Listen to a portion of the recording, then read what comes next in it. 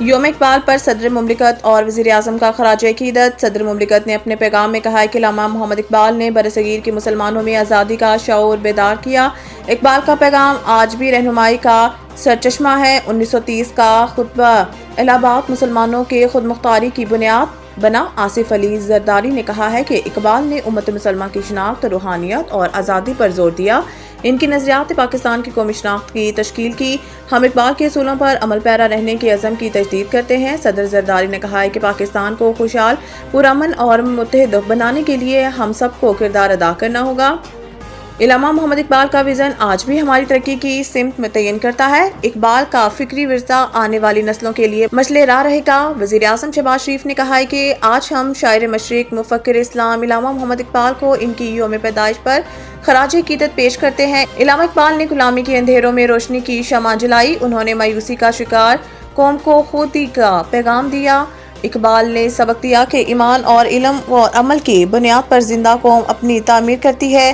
شہباز شریف نے کہا ہے کہ آج بھی قومی اور عالمی حالات میں فکر اقبال رہنمائی فراہم کرتی ہے۔ ان کا نوجوان ملت کا معمار اور مستقبل کا شاہین ہے۔ اقبال کا خواب تھا کہ نوجوان اپنی تقدیر خود لکھیں۔ علامہ محمد اقبال کا خواب تھا کہ نوجوان اپنی پرواز سے نئی دنیا پیدا کرے۔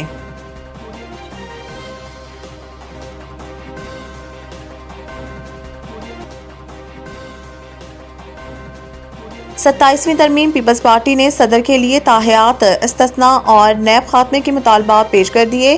آئین کے شق 248 صدر کو اپنے عہدے کی مدت کے دوران کسی بھی فوجداری کارروائی سے استثناء دیتا ہے۔ اس حوالے سے درج ہے کہ کسی بھی عدالت میں صدر اور گورنر کے خلاف ان کے عہدے کی مدت کے دوران کسی بھی قسم کی کوئی فوجداری کارروائی نہ تو شروع ہو سکتی ہے نہ ہی جاری رہ سکتی ہے، خواہ وہ کچھ بھی ہو۔ تاہم اس کے باوجود پیپلز پارٹی نے ان کے صدارتی عہدے کی مدت سے آگے تعمر استثناء کا تقاضا کر ڈالا۔ اس کا مطلب یہ ہوا کہ اگر پارلیمنٹ اس کی منظوری دے دیتی ہے تو صدر کے خلاف نئی یا پرانی کوئی فوجداری کارروائی ان کے عہدہ چھوڑنے کے بعد بھی نہیں ہو سکتی۔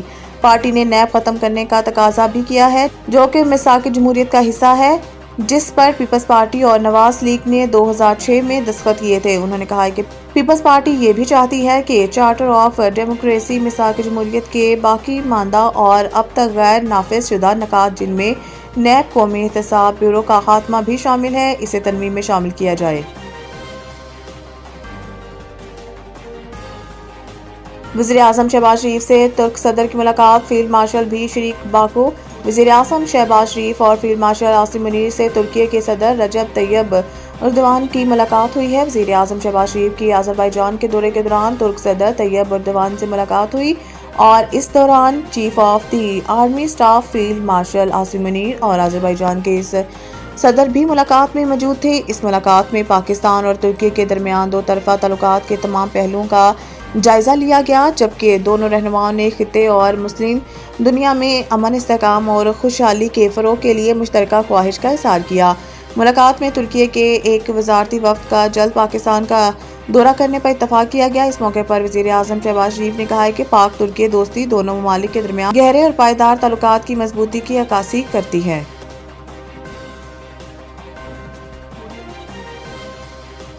قومی ایئر لائن انتظامیہ کا ایئر کرافٹ انجینئرز پر نجکاری کے خلاف ہونے کا الزام، انجینئر کا بھی رد عمل آ گیا۔ قومی ایئر لائن انتظامیہ اور ایئر کرافٹ انجینئرز کا تنازع تاحال برقرار ہے، جس کے باعث مسافروں کو شدید پریشانی کا سامنا کرنا پڑ رہا ہے۔ تنازع کے سبب فلائٹ شیڈول بری طرح متاثر ہیں۔ 6 روز کے دوران قومی ایئر لائن کے درجنوں پروازیں منسوخ اور 125 سے زائد تاخیر کا شکار ہوئیں، جس سے مسافر شدید پریشان ہیں۔ قومی ایئر لائن انتظامیہ کا الزام ہے کہ aircraft engineers airline کی نجکاری کے خلاف ہے۔ دوسری جانب society of aircraft engineers کا موقف ہے کہ وہ نجکاری کے خلاف نہیں بلکہ حامی ہیں۔ مذاکرات کے لیے ایئر لائن انتظامیہ نے اب تک رابطہ ہی نہیں کیا۔ واضح رہے کہ اس سے قبل ایئر کرافٹ انجینئرز اور قومی ایئر لائن کے تنازع پر society of aircraft engineers کے صدر اور سیکرٹری جنرل کو ملازمت سے برطرف کر دیا گیا تھا۔ پنجاب میں اسموگ کا رعب برقرار، شہر لاہور کی فضا آج بھی آلودہ۔ راوی روڈ پر آلودگی کے شرح 302، lower mall 515، Iqbal town 517، Sanda road 497، F C college میں 466 اور صدر کینٹ میں 437 ریکارڈ کی گئی۔ اس کے علاوہ فیصل آباد میں AQI 410 اور ملتان میں 367 تک جا پہنچی ہے۔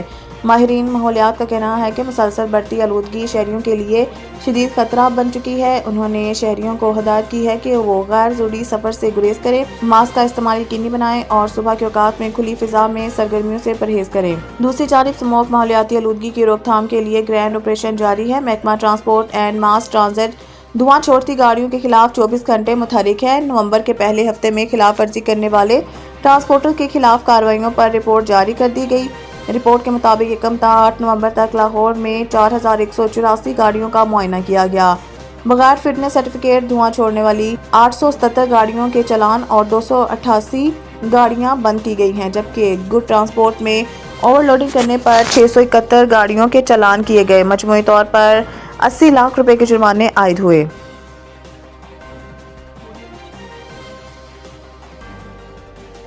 Babar Azam out of form نہیں، امید ہے آنے والی سیریز میں رنز کریں گے۔ ہیڈ کوچ قومی ٹیم پاکستان کرکٹ ٹیم کے ہیڈ کوچ مائک ہیسن کا کہنا ہے کہ Babar Azam out of form نہیں ہیں۔ جنوبی افریقہ کے خلاف تیسرے ون ڈے میں بھی وہ اچھے ٹچ میں لگ رہے تھے، انہوں نے پریشر کو اچھا ہینڈل کیا۔